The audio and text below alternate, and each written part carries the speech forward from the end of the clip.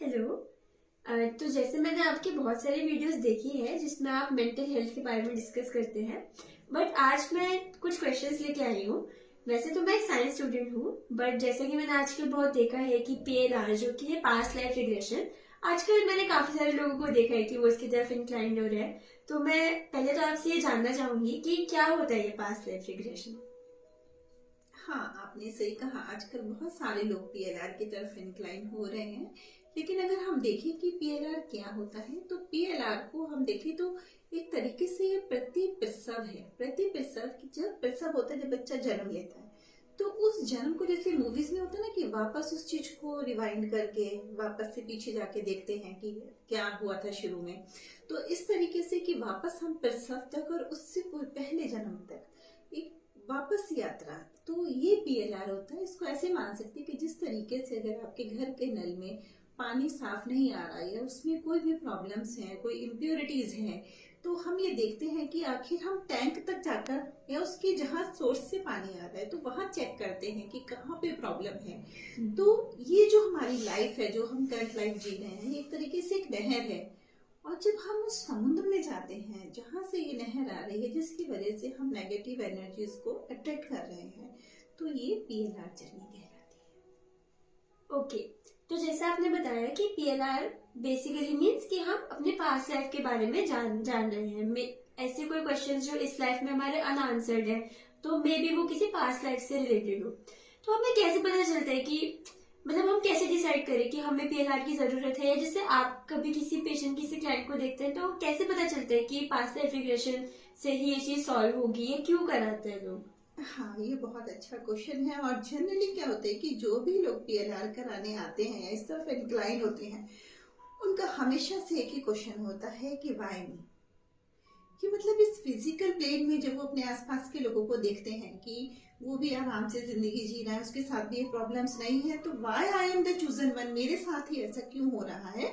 मैं यहाँ पे इसमें आपको एक केस के रेफरेंस से बताऊंगी। हमारे पास कोई भी एक केस था, तो जिसमें जो क्लाइंट है उनको बहुत लगता था कि मतलब she was very beautiful girl, और उसको हमेशा से एक था कि मतलब मैं बहुत ही बुरी लगती हूँ, और इतना ज्यादा सेल्फ डाउट में थी कि जरा जरा सी बात पे उसको लगता कि मैं सुसाइड कर लूँ। तो जब हमने देखा कि उसको बहुत ज्यादा ये चीज बहुत डिस्टर्ब कर रही है, तो तब हमने उसको पीएलआर सजेस्ट किया। और जब उसने पीएलआर किया तो उसने देखा कि जिसकी उसकी रूट कॉज उसके पास्ट में छुपी थी, कि in past life she was an unwanted child. इसके पेरेंट्स ना हमेशा इतने फैमिली डिस्प्यूट्स में रहते थे कि वो बच्ची ना अपने आप को बहुत अनअटेंडेड फील करती थी। तो जब उसकी शादी हुई, तो शादी के बाद was love marriage in that life.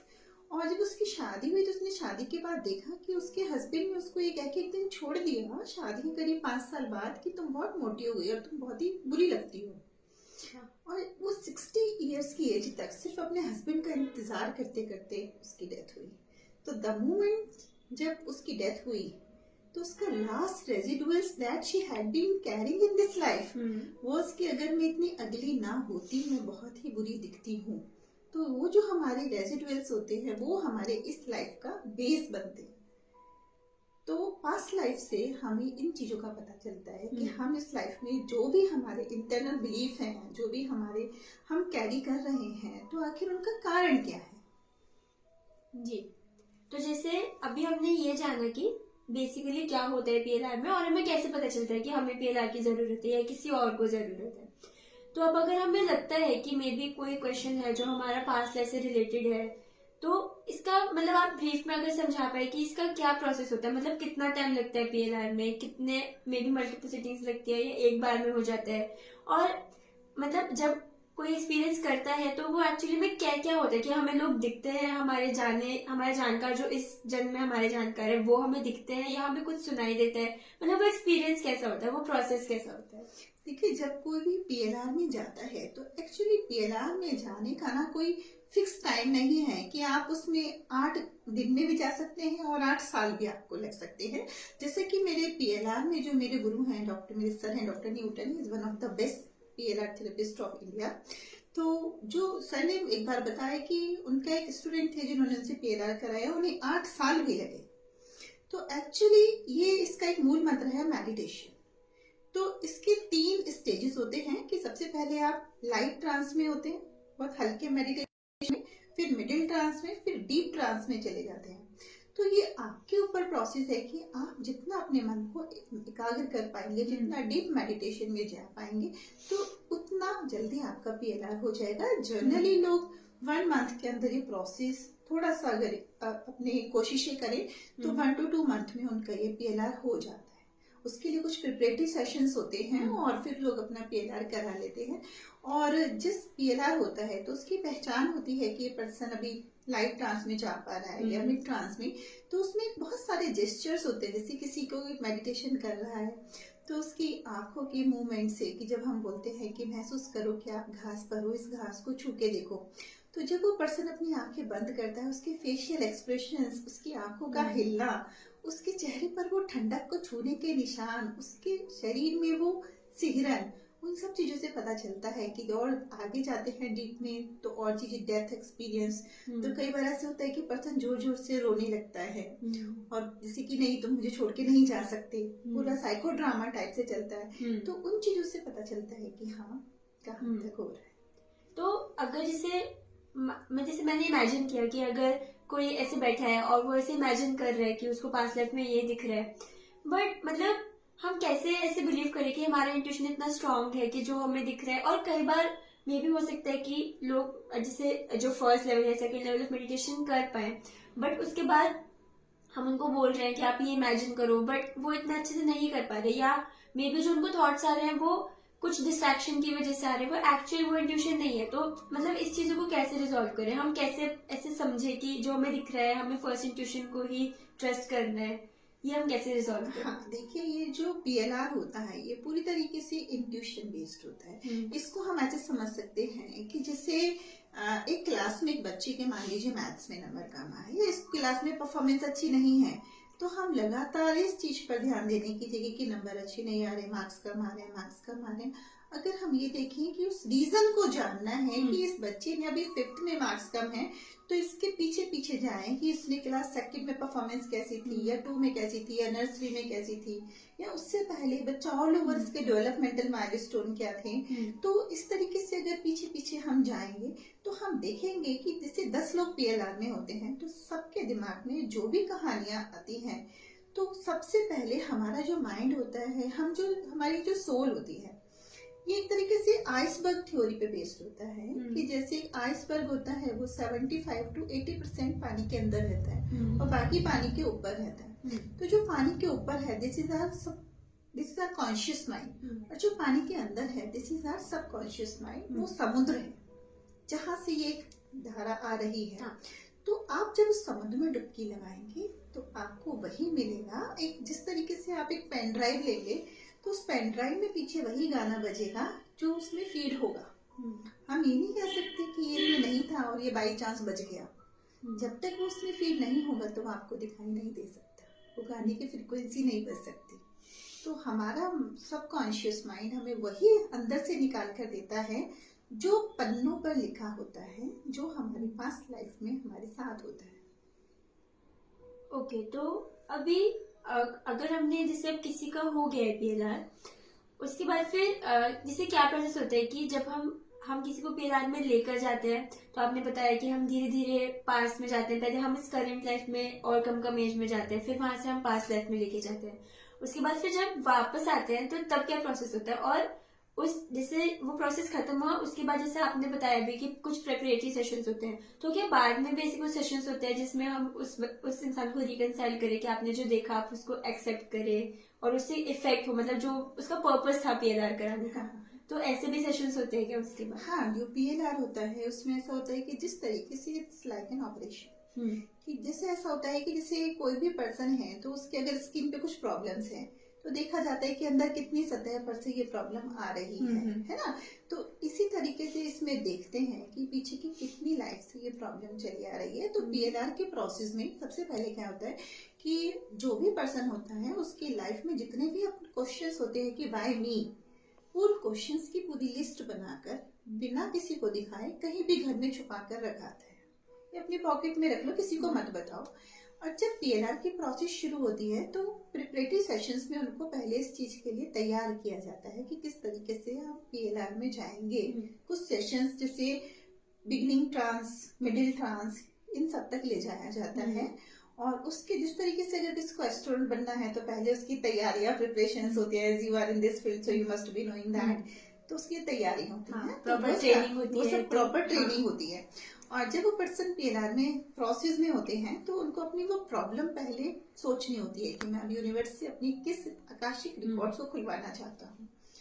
तो उनको पहले इस टाइम से पिछले 5 साल की मेमोरीज में, उससे 10 साल की मेमोरीज में, फिर अपनी वो मेमोरी तक पहुंचाया जाता है। अगर वहां पर भी कोई ब्लॉकेज नहीं दिखाई देता तब वो अपनी पास्ट लाइफ में जाते हैं। इसके बहुत सारे मेथड हैं, जैसे ब्रिज टेक्निक है ना, बोट टेक्निक है, बहुत सारी टेक्निक्स हैं। तो उसमें जाया जाता है। वहां वो पर्सन अपनी पूरी लाइफ को नेविगेट करता है कि कहाँ से मैं वो रेजिडुअल्स कैरी कर रहा हूँ। तो इसमें सॉरी टू इंटरप्ट, बट जैसे मुझे ये क्वेश्चन था कि जैसे आपने बोला कि हम पास्ट लाइफ में जाते हैं, तो क्या उस इंसान के पास कंट्रोल है कि वो कौन सी पास्ट लाइफ में जा रहे हैं? क्योंकि बहुत सारी पास्ट लाइफ हो सकती है हमारी। हाँ, नहीं, इसमें ऐसा होता है कि एक पर्सन एक बार में अपनी 10 लाइफ के रिफ्लेक्शंस भी देख सकता है। अच्छा, मतलब एक टाइम पे? एक टाइम पे। अच्छा। ऐसा भी होता है कि खासकर यूनिवर्स उस समय आपको वही, आपकी मेमोरी का वही पेज खोलेगी जिसकी तलाश आपको है, जिस क्वेश्चन का आंसर आप चाहते हैं। तो यूनिवर्स आपको वही क्वेश्चन का आंसर निकाल के देगी। और उसके बाद जब वो पर्सन अपनी उस पूरी, जैसे मैं यहाँ पर एक केस बताती हूँ। मेरे पास एक डॉक्टर आई थी, तो जिनका था कि मैं अपनी लाइफ में कुछ भी काम करती हूँ तो मैं उसको अधूरा छोड़ देती हूँ, और मेरी इस फैमिली में भी डिवोर्स होने वाला है, इस लाइफ में भी मेरा। तो ऐसा आखिर क्या रीजन है? तो जब हमने उनका पीएलआर किया तो उसमें उन्होंने देखा कि पास्ट लाइफ में she was a doctor, she was a male, she was a male. और उस लाइफ में शी वॉज सो डेस्परेट कि वो अपनी फैमिली के साथ शहर में आ गई और उन्होंने अपने माता पिता का बिल्कुल ध्यान नहीं रखा। तो जब उन्हें खबर मिली कि उनके फादर बहुत क्रूशियल कंडीशन में है तो वो वहां गए। तो जब तक वो गए तो उनके फादर की डेथ हो गई थी। अच्छा। हाँ। तो जब वो वहां से वापस आए तो उनके मन में ये दुख था कि मैं अपने पेरेंट्स के लिए मैंने कभी कुछ नहीं किया। तो इस लाइफ में क्या हुआ कि उनके अपने किसी खास रिलेटिव ने उनका मर्डर कराया और उनकी फैमिली को भी उनके बिना बहुत डिस्टर्ब रहना पड़ा। तो वहीं तब जिस समय वो उनकी डेथ हो रही थी तो उनके मन में गिल्ट था कि काश मैं अपनी उन जिम्मेदारी को अधूरा नहीं छोड़ता। मैंने अपने पेरेंट्स के लिए भी जिम्मेदारियां अधूरी छोड़ी और अपने बच्चों के लिए भी। तो वो पैटर्न वो वहीं से कैरी कर आ रही थी।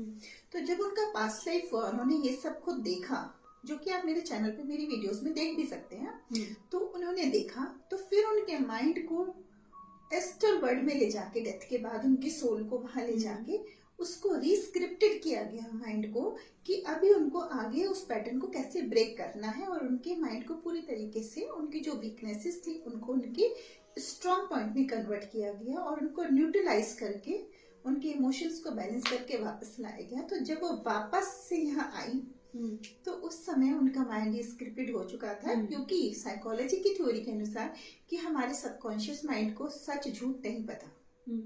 हमारा सबकॉन्शियस माइंड जब थीटा लेवल पर होता है उस समय उसको जो भी बात स्क्रिप्टेड की जाती है वो उसी को हमेशा के लिए सच मान लेता है और फिर हमारी सारी थिंकिंग उस पे बेस्ड हो जाती है।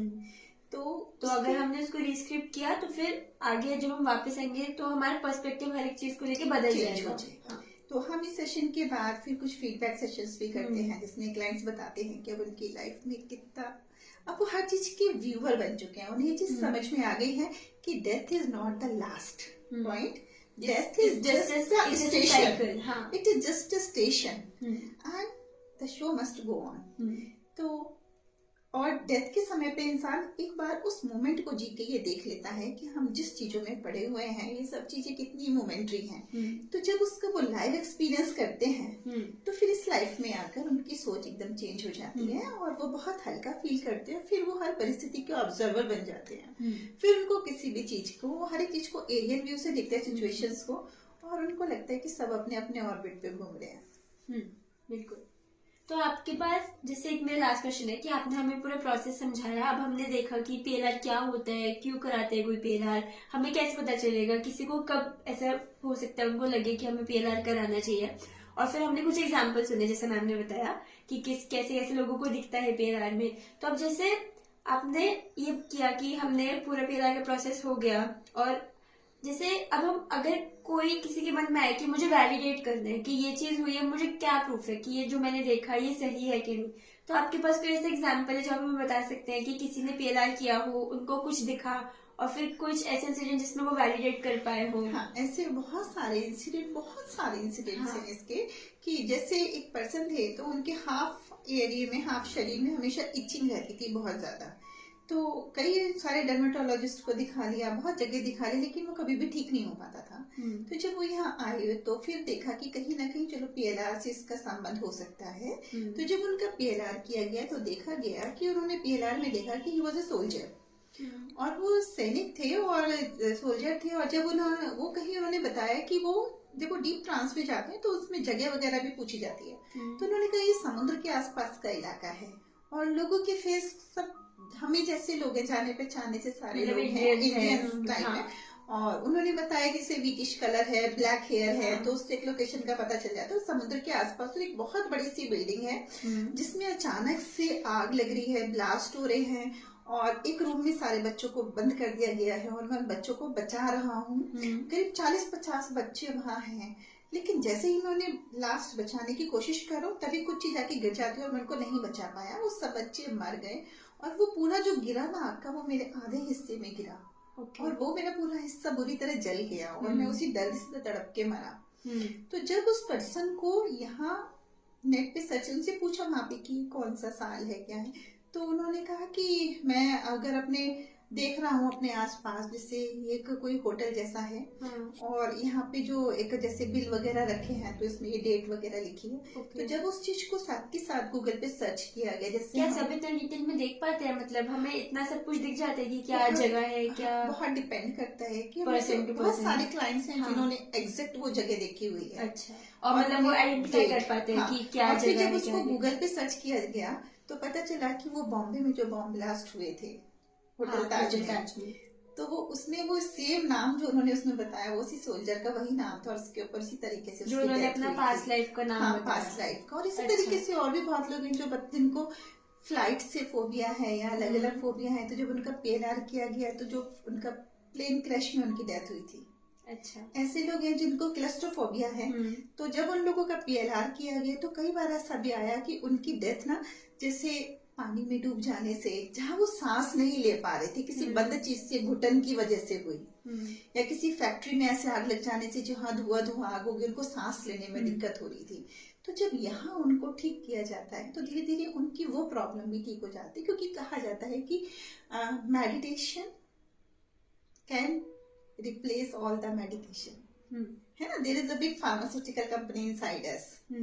तो इट्स अमेजिंग। इवन मैंने लाइक द अल्टीमेट सोल्यूशन, जिसका कहीं नहीं मिलता है सोल्यूशन। कितने डॉक्टर्स के पास चले जाओ, कहीं नहीं है, तो बस sit down, meditate. Even nowadays surrogacy PLR का बहुत ट्रेंड है कि सैरोगेसी PLR। तो सैरोगेसी PLR में क्या होता है कि कुछ बच्चे, जैसे हमारे पास एक क्लाइंट आए थे तो उनका हस्बैंड वाइफ दोनों डॉक्टर थे और उनका जो जुड़वा बच्चे हुए और उन दोनों बच्चों को ऑटिज्म था। तो दे वांटेड टू आस्क कि आखिर हमने ऐसा क्या किया कि हमारे ऐसे बच्चे हुए। तो बच्चों का PLR ऐसे में नहीं हो सकता कि वो बच्चे अगर बड़े भी हो जाएं तो वो अपने PLR में नहीं जा सकते कि हमने ऐसा क्या किया था कि हमें ऐसी प्रॉब्लम हुई। या कुछ बच्चे जो नहीं जा सकते, MR बच्चे होते हैं, मेंटली रिटायर्ड होते हैं, तो वो नहीं जा सकते। तो उनके बिहाफ पे उनके पेरेंट्स अपना नाम उन बच्चों का बता के, और वो उनकी तरह खुद को महसूस करके सिर्फ वो प्रोसेस में जाते हैं, फिर धीरे धीरे उनके अंदर उन्हीं की सोल काम करती है बच्चों की।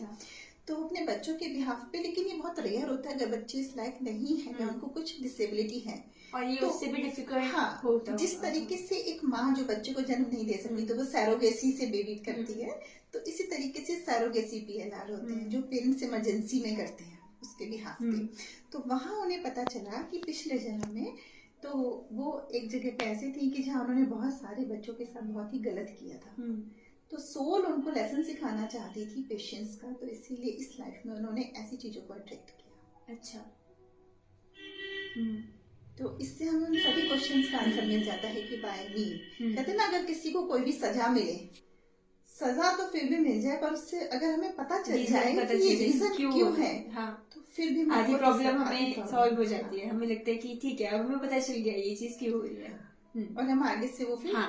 उस पर वर्क कर सकते या सो आई होप कि ये सब क्वेश्चंस के बाद अब हमें बेसिक आइडिया लग गया है कि पीएलआर क्या होता है, क्यों कराते हैं। और अब हमने कुछ एग्जांपल्स भी सुने, और हमने ऐसे एग्जांपल सुने जिसमें से अब हमें लगता है कि ये इसको वैलिडेट भी कर सकते हैं। मतलब ये बिल्कुल कुछ रैंडम चीज नहीं है, इसके पीछे एक पूरा साइंस है। और इट्स जस्ट कि हम जितना ज्यादा मेडिटेशन करें, जितना अपने इंट्यूशन पे ट्रस्ट करें, उतना ज्यादा हम बेटर कनेक्ट कर सकते हैं अपनी लाइफ से। So very much thank you doctor Rakhi Agarwal for this wonderful session. I think हमने इससे बहुत कुछ सीखा, and I am pretty sure कि अभी बहुत सारे और क्वेश्चंस हैं, मेरे दिमाग में भी हैं, और आई एम प्रीटी श्योर आप सबके दिमाग में भी होंगे। So feel free to comment on this video, है ना। We'll be back with more such videos. Thank you. और I would like to say कि it is really amazing. Even I have gone through my 10 past life. It's really amazing कि इससे हमें एक answer मिल जाता है कि why me and what is the purpose of my life. So all the best, और अपने आप से कनेक्ट रहिएगा।